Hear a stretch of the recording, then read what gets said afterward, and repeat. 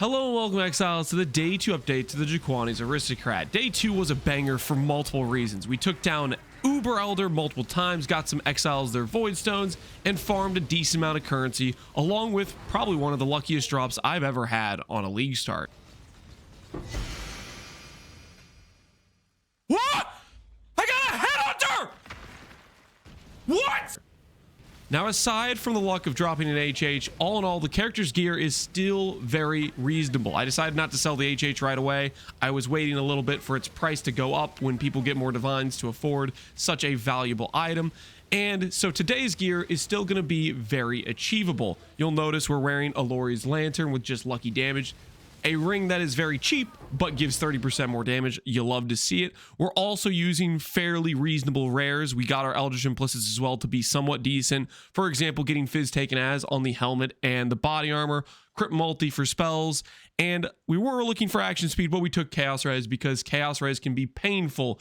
One thing was for sure, at the start of day 2, we were dying a ton to chaos damage because we had negative 40 chaos res, but between the Lori's Lantern and crafting hybrid chaos res on a few pieces of gear, we ended up getting closer to like 65 chaos res and just stopped dying to chaos damage altogether.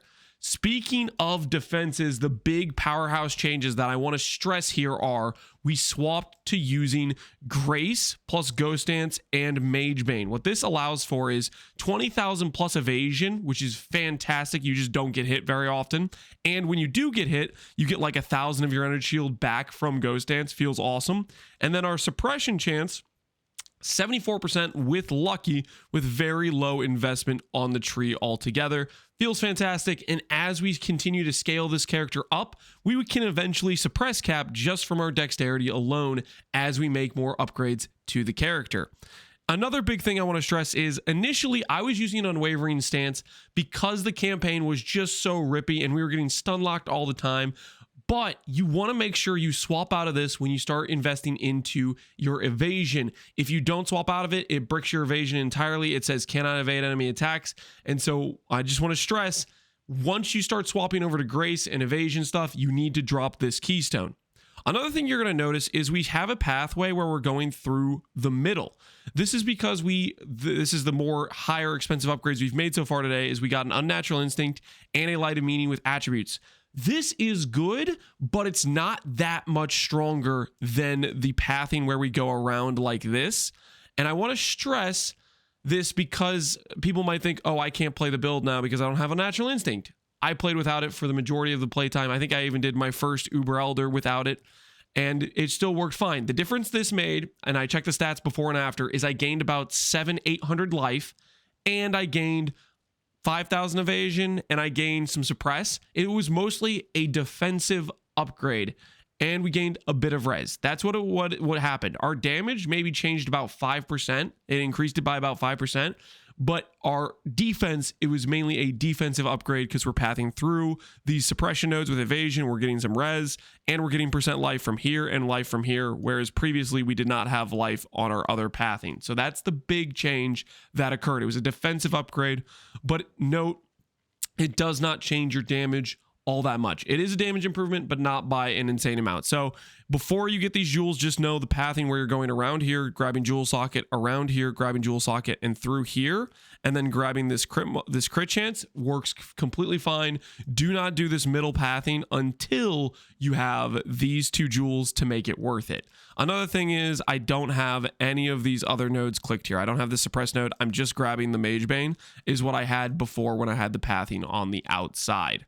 So yeah, that's the big change there we made defensively. Suppress, evasion, and Ghost Dance, along with some Fizz taken as rolled on our helmet and on our chest piece.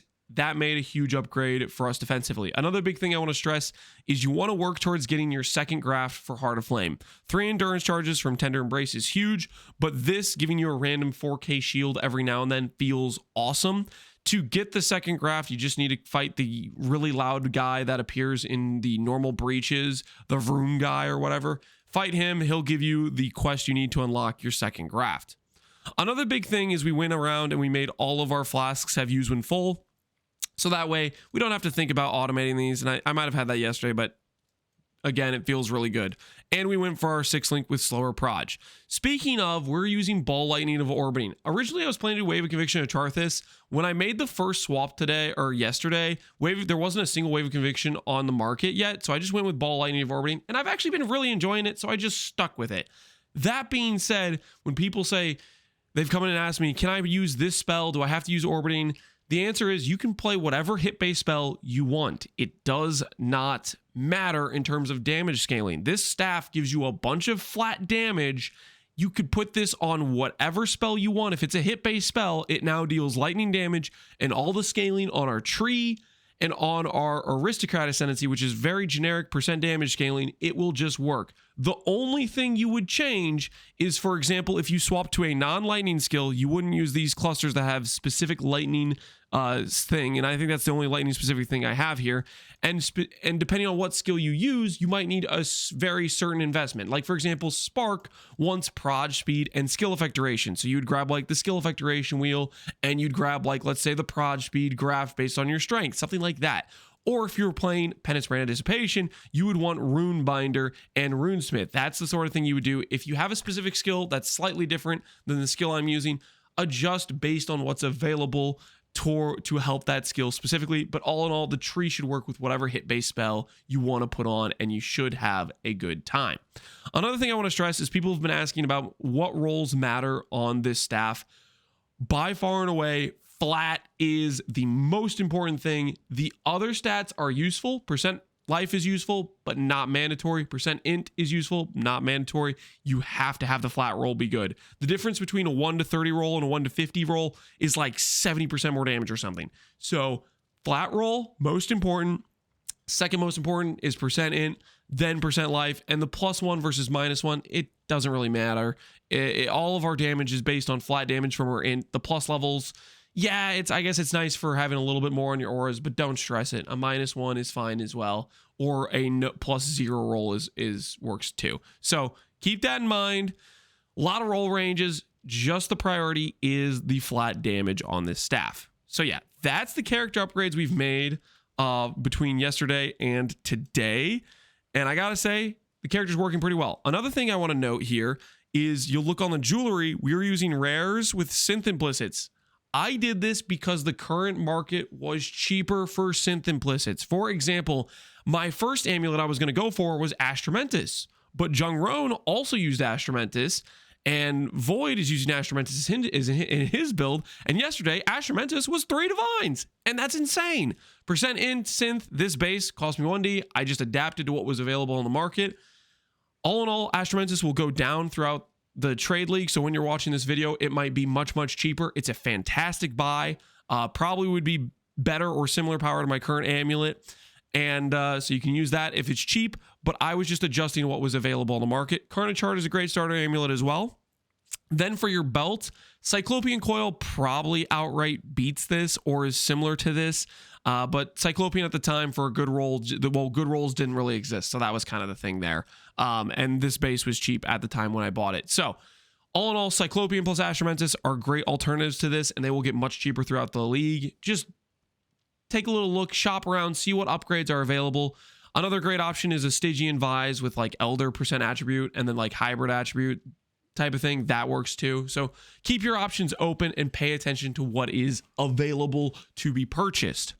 Now, aside from all of that, I want to talk about the Ascendancy choice. You'll notice our 4th lab has illicit gains. For this Ascendancy, you need to make sure your strength is a bit higher than your dex to get Ignite Immune, and it helps you balance your attributes to have strength and dex be similar levels.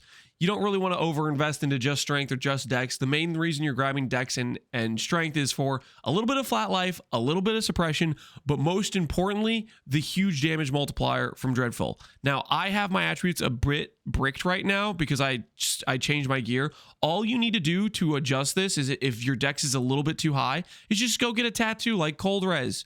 I'm going to go tattoo this dex to make it lower than my strength, and I'll have my Ignite Immune back. If you're using Cyclopean Coil, that also can give you Ignite Immune. I think it has similar stats on Cyclopean where if you have strength higher than this, blah, blah, blah. As for our ailments, we're getting Shock Immune from Private Tuition. We're getting Freeze Immune from Brine King, some Chill Reduction from Brine King, and we're getting Bleed from Ralakesh from our pantheons. So yeah, that's what's going on there. Later on in the build, we will be working towards using the Ol Ascendancy for action speed and crit immunity. That's going to be a later term goal on the build. And yeah, that's just pretty much what's going on with the Ascendancy right now as is.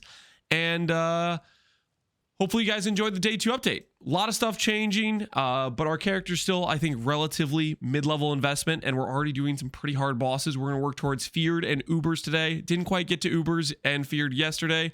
Ran out of time, but today I'm pretty sure we're going to shape up to do it. Yeah, hopefully you guys enjoyed the update. As always, thanks for watching, Exiles. Take care, peace out, and have a good one.